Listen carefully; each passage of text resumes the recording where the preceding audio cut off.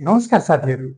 के तपाईँहरू बाख्रा पालन गरिराख्नु भएको छ अनि बाख्रा पालन गरिरहँदा तपाईँलाई धेरै पटक चाहिँ नामले जुकाको औषधि खुवाइसके पछाडि कस्तो प्रकारको भिटामिन खुवाउने भनेर अलमलमा परिराख्नु भएको छ। तपाईँले बाख्रालाई जतिसुकै राम्रो दाना पानी दिँदा पनि बाख्रामा मासु भने लागिरहेको छैन। तपाईँले पाठापाठीहरू किनेर ल्याउनुहुन्छ, राम्रोसँग फस्टाइरहेको छैन।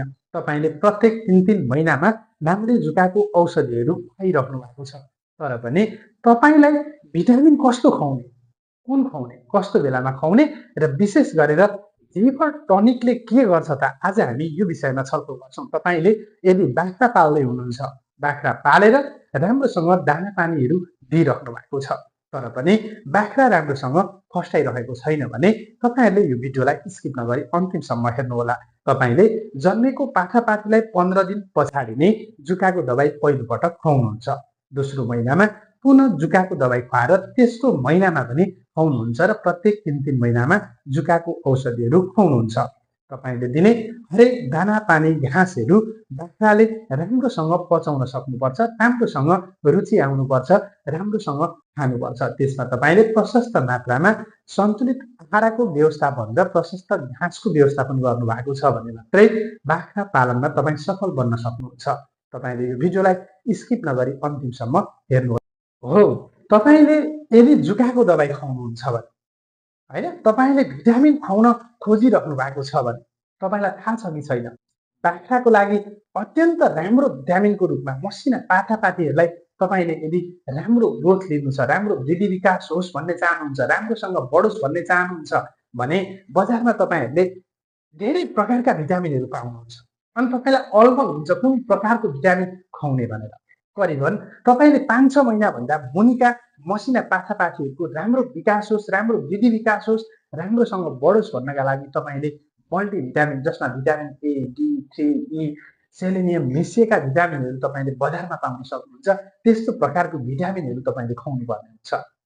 अब तपाईँले जब यी मसिना पाठापाठीहरूलाई ग्रोथ लिनका लागि चाहिँ मल्टिभिटामिन खुवाउनुहुन्छ नि, तपाईँले जुकाको औषधि खुवाइसके पछाडि अरू भिटामिन छोडेर तपाईँले लिभर टनिक, बजारमा धेरै प्रकारका लिभर टनिकहरू हामीले पाउँछौँ, होइन, नेपाली कम्पनी, इन्डियन कम्पनी, धेरै प्रकारका लिभर टनिकहरू तपाईँहरूले पाउँछौँ। तर लिभर टनिकले के काम गर्छ त, न तपाईँलाई थाहा छ, न हामी जस्ता पशु स्वास्थ्य प्राविधिकहरूले तपाईँहरूलाई दिएको सल्लाह सही तरिकाले प्रयोगमा आएको हुन्छ। तपाईँहरूले प्रत्येक बाख्राहरूलाई नामले जुकाको औषधि खुवाइसके पछाडि कम्तीमा पनि 10 दिनसम्म चाहिँ लिभर टनिकहरू खुवाउनुपर्छ। लिभर टनिकले खाना रुचाउने, राम्रोसँग पचाउने, भोक जगाउने अनि सँगसँगै लिभरलाई स्ट्रङ बनाउने, तपाईँले दिएको हरेक चिजहरूबाट पाउने पौष्टिक तत्त्वहरू चाहिँ के गर्छ त, तपाईँले यदि नामले जुकाको दबाई खुवाएर जीवनमा बाख्रालाई लिभर टनिक खुवाउनु भएको छैन भने, भिटामिन खुवाउनु भएको छैन भने तपाईँको बाख्रामा जस्तो सुधार हुनुपर्ने हो, जस्तो वृद्धि विकास हुनुपर्ने हो, त्यस्तो नभइरहेको हुन सक्छ। तपाईँहरूले भिडियोमा देख्न सक्नुहुन्छ यस्ता प्रकारका धेरै लिभर टनिकहरू छन्। तपाईँले लिभर टनिकलाई भिटामिन, यसको चाहिँ ग्रोथ प्रमोटर, यसले चाहिँ मासु वृद्धि गर्छ, यसले एकदमै धेरै भोक जगाउने काम गर्छ, होइन। लिभर टनिक यदि तपाईँले खुवाउनु भएको छैन भने जस्तो सुकै भिटामिनहरू तपाईँले दिए पनि उसको शरीरमा सही तरिकाले लाग्न सक्दैन। यदि तपाईँ बाख्रा पाल्नुहुन्छ, निर्वाहमुखी पाल्नुहोस्, व्यावसायिक पाल्नुहोस्, तर तपाईँले प्रत्येक 3-3 महिनामा नामले जुकाको दबाई, आन्तरिक परजीवीहरू, पेटको किराहरू मार्ने औषधि खुवाइसके पछाडि कम्तीमा पनि 7 दिनदेखि 10 दिनसम्म तपाईँले लिभर टनिक अनिवार्य खुवाउनु होला। अघि मैले तपाईँहरूलाई भने सानो पाठापाठीहरूको ग्रोथ दिनु छ, आमाको दुध पर्याप्त मात्रामा पुगिरहेको छैन, मैले भटमासको दुध बनाएर खुवाउने कुराहरू पनि तपाईँलाई भनेको छु। बाख्राहरू मोटाउने विषयमा पनि मैले भिडियो बनाएको छु, तपाईँहरूले मैले बनाएका ती भिडियोहरू पनि हेर्नुहोला।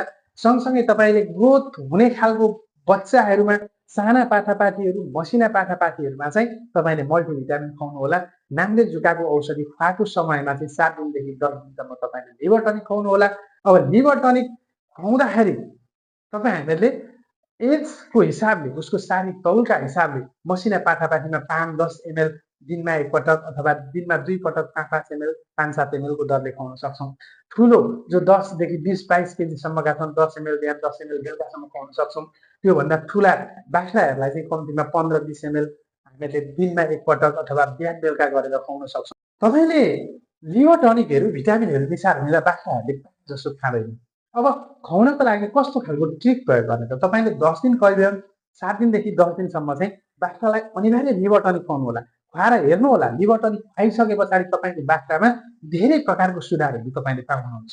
धेरैले खुवाउनुहुन्न किनभने लिभर टनिकमा लिभर एक्सट्र्याक्ट मिसाइएको हुन्छ जसले अत्यन्त लिभरलाई प्रोटेक्सन गर्ने मात्रै होइन, खाना रुचाउने, भोक जगाउने, मासु वृद्धि गर्ने लगायतको काममा र दाना पानी राम्रोसँग पचाउने जुन काम गर्दछ त्यसले अत्यन्त राम्रोसँग चाहिँ मासु वृद्धि गर्दछ, ग्रोथ दिँदछ। बाख्राहरू राम्रोसँग फस्टाउँछन्, बढ्छन्, मासु वृद्धि हुन्छ। यो ट्रिक तपाईँहरूले प्रयोग गर्न नछुटाउनु होला। अब दबाई खुवाउन तपाईँहरूलाई समस्या हुन्छ। मैले एउटा आज शुद्ध एउटा चाहिँ ट्रिक्स तपाईँहरूलाई प्रयोग गर्न चाहन्छु अथवा दिन चाहन्छु। तपाईँहरूले कुनै पनि औषधिहरू बाख्रालाई खुवाउँदै हुनुहुन्छ तर बाख्रालाई खुवाउन समस्या भइरहेको छ। त्यस्तो अवस्थामा तपाईँले औषधि मिसाएर दिने दाना पानी दिनुभन्दा अगाडि खाने तेल जुन यो भिडियोमा देख्नु भएको छ नि, यो खाने तेल अथवा तोरीको तेल यसरी अम्लामा दल्ने र उसको नाकमा लगेर यसरी दल्दिनु होला। यदि तपाईँले खाने तेल तोरीको तेल चाहिँ नाकमा दल्दिनु भएको छ भने त्यो बाख्राले चाख्न थाल्छ। त्यसको गन्धले गर्दा तपाईँले दाना पानीमा दिएको भिटामिन औषधिहरूको गन्ध चाहिँ बाख्राले थाहा पाउँदैन। सहज तरिकाले बाख्राले के गर्छ, त्यो औषधि लगाएको दाना पानीहरू खान्छ। यो भयो खुवाउने ट्रिक्स। तपाईँहरूले नानी र जुकाको दबाई खुवाएर अनिवार्य रूपमा 5 दिनदेखि 7 दिन 10 दिनसम्म चाहिँ लिभर टनिक खुवाउन भने नछुटाउनु होला। तपाईँले धेरै औषधिहरू खुवाउनुहुन्छ, धेरै दाना पानी खुवाउनुहुन्छ तर खुवाएर पनि बाख्रा फस्टाइरहेको छैन।